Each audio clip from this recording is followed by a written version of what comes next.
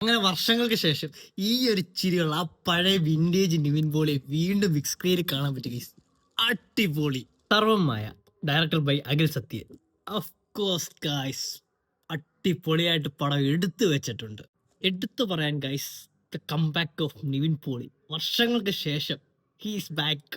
And മെയിനായിട്ട് നമ്മുടെ Nivin Pauly അജൂറിസ് combo 100% അത് വർക്കൗട്ട് ആയിട്ടുണ്ട്. ഹ്യൂമറുള്ള കോമഡികളും കാര്യങ്ങളും എല്ലാം അടിപൊളി. ഡയറക്ഷൻ വൈസ് ആയപ്പോലും സ്റ്റോറി ടെല്ലിംഗ് ആയപ്പോലും അടിപൊളിയായിട്ട് ഫീൽ ഗുഡ് ആയിട്ട് സാധനം എടുത്ത് വെച്ചിട്ടുണ്ട്. ചിരിച്ച് കളിച്ച് എൻജോയ് ചെയ്ത് ഫസ്റ്റ് ഹാഫ് തീർന്നൊന്നും അറിഞ്ഞില്ല.